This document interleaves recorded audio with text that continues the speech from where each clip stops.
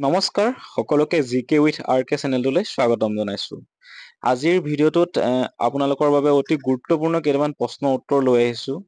আগন্তুক হ'বলগীয়া গ্ৰেড 4 আৰু আসাম পুলিচৰ বাবে অতি গুৰুত্বপূৰ্ণ প্ৰশ্ন, যিহেতু আমি দেখিছো থাৰ্ড গ্ৰেডৰ যি পৰীক্ষাকেইটা হৈ গ'ল গ্ৰেড 3 তাত দেখিছে আপোনালোকে কুৱেশ্যনৰ পেটাৰ্ণটো অলপ চেঞ্জ কৰিছে। গতিকে সেই অনুপাতত মই আপোনালোকৰ কাৰণে কেইটামান গুৰুত্বপূৰ্ণ প্ৰশ্ন উত্তৰ লৈ আনিছো।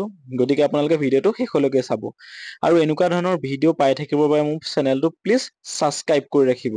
ব'লক তেতিয়াহ'লে আজিৰ ভিডিঅ'টো আমি আৰম্ভ কৰোঁ আৰু আপোনালোকে প্ৰথমতে কুৱেশ্যনটো পঢ়ি চাব, তাৰপিছত নিজে উত্তৰ দিবলৈ ভিডিঅ'টো পজ কৰি নিজে উত্তৰ দিবলৈ চেষ্টা কৰিব। তেতিয়া কৰিলে আপোনালোকৰো কিমান পাৰিছে আপোনালোকে নিজে পৰীক্ষা কৰি চাব পাৰিব। ব'লক তেতিয়াহ'লে আজিৰ ভিডিঅ'টো আৰম্ভ কৰোঁ। আপোনালোকে কেইটা প্ৰশ্ন শুদ্ধ উত্তৰ দিব পাৰিলে আপোনালোকে নিশ্চয় তলত এটা কমেণ্ট কৰিব। ব'লক তেতিয়াহ'লে আৰম্ভ কৰোঁ ভিডিঅ'টো। আজিৰ প্ৰথম প্ৰশ্নটো হ'ল, ভাৰতৰ কোনখন ৰাজ্যই ভূটানৰ লগত সৰ্বাধিক সীমা ভাগ বতৰা কৰে? মণিপুৰ, অসম, ৰাজস্থান, বিহাৰ। আপোনালোকে নিজে ভিডিঅ'টো পজ কৰি উত্তৰটো দিবলৈ চেষ্টা কৰক। ইয়াৰ শুদ্ধ উত্তৰটো হ'ব অসম। তাৰ পাছৰ প্ৰশ্নটো হ'ল, ভাৰতে কেইখন দেশৰ লগত সীমা ভাগ বতৰা কৰে? 6খন, 10খন, 7খন আৰু 9খন। ইয়াৰ শুদ্ধ উত্তৰটো হ'ব 7খন দেশৰ লগত ভাৰতে সীমা ভাগ বতৰা কৰে। তাৰ পাছৰ প্ৰশ্নটো হ'ল, বৰ্তমান অসমৰ ৰাজ্যপালজনৰ নাম কি? ৰমেন ডেকা, ৰঞ্জন গগৈ, লক্ষ্মণ প্ৰসাদ যাদৱ। ইয়াৰ শুদ্ধ উত্তৰটো হ'ব লক্ষ্মণ প্ৰসাদ যাদৱ। তাৰ পাছৰ প্ৰশ্নটো হ'ল, অগ্নিকবি বুলি কাক কোৱা হয়? চন্দ্ৰকুমাৰ আগৰৱালা, বিনন্দ চন্দ্ৰ বৰুৱা, কমলাকান্ত ভট্টাচাৰ্য আৰু ৰঘুনাথ চৌধুৰী।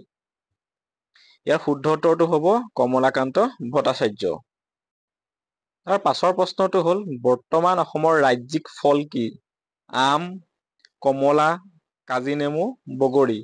ইয়াৰ শুদ্ধ উত্তৰটো হ'ব সকলোৱে জানে কাজি নেমু। তাৰ পাছৰ প্ৰশ্নটো হ'ল, মামণি ৰয়ছম গোস্বামীৰ প্ৰকৃত নাম কি?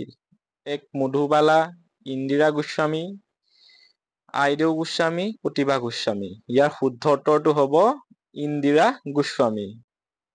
তলৰ কোনজনে 2024 বৰ্ষৰ সাহিত্য অকাডেমী বঁটা লাভ কৰিছে?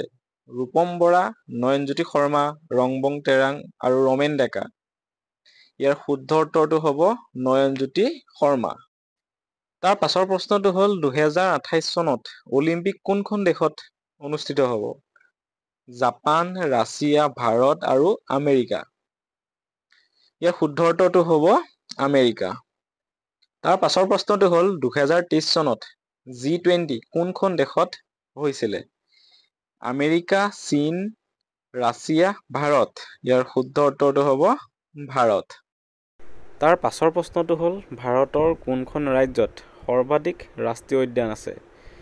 অসম, উত্তৰ প্ৰদেশ, মধ্যপ্ৰদেশ, বিহাৰ। আৰু ইয়াৰ শুদ্ধ উত্তৰটো হ'ব মধ্যপ্ৰদেশ। মধ্যপ্ৰদেশত 11খন আছে ৰাষ্ট্ৰীয় উদ্যান। তাৰ পাছৰ প্ৰশ্নটো হ'ল, ভূপেন হাজৰিকাই কোনখন চলচ্চিত্ৰত প্ৰথম কণ্ঠদান কৰিছিল? জয়মতী, চামেলি মেম চাহাব, ভাইটি আৰু ইন্দ্ৰমালতী। ইয়াৰ শুদ্ধ উত্তৰটো হ'ব ইন্দ্ৰমালতী। তাৰ পাছৰ প্ৰশ্নটো হ'ল, নয়নমণি শইকীয়া কোনটো খেলৰ লগত জড়িত? ফুটবল, টেবুল টেনিছ, লন বল আৰু সাঁতোৰ। ইয়াৰ শুদ্ধ উত্তৰটো হ'ব লন বল। তাৰ পাছৰ প্ৰশ্নটো হ'ল, তলৰ কোনটোৱে GI টেগ লাভ কৰা নাই? পানী মেটেকা, ঢোল, জাপি আৰু বাঁহ। আপোনালোকে শুদ্ধ উত্তৰটো দিবলৈ চেষ্টা কৰক।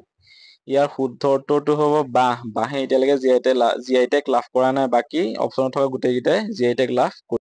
অসমৰ ৰমেন ডেকা বৰ্তমান ভাৰতৰ কোনখন ৰাজ্যৰ ৰাজ্যপাল? অপশ্যনকেইটা হ'ল বিহাৰ, ৰাজস্থান, ছত্তীশগড় আৰু মেঘালয়। ইয়াৰ শুদ্ধ উত্তৰটো হ'ব ছত্তীশগড়।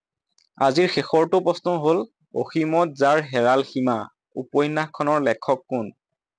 মামণি ৰয়ছম গোস্বামী, কাঞ্চন বৰুৱা, বিনন্দ চন্দ্ৰ বৰুৱা আৰু লক্ষ্মীনাথ বেজবৰুৱা। ইয়াৰ শুদ্ধ উত্তৰটো হ'ব কাঞ্চন বৰুৱা। বাকী আপোনালোকে ভিডিঅ'টো চাই কেনেকুৱা পালে নিশ্চয় কমেণ্ট কৰিব আৰু এনেকুৱা ধৰণৰ কুৱেশ্যন আপোনালোকক লাগে নে নালাগে সেইটোও কমেণ্ট কৰিব। যিহেতু আপোনালোকে কমেণ্ট কৰিলে বা ভিডিঅ' এটা লাইক কৰিলে মই মটিভেশ্যন পাম ভিডিঅ'টো বনাবৰ বাবে। গতিকে আৰু চেনেলটো ছাবস্ক্ৰাইব কৰি সকলোৱে ৰাখিব।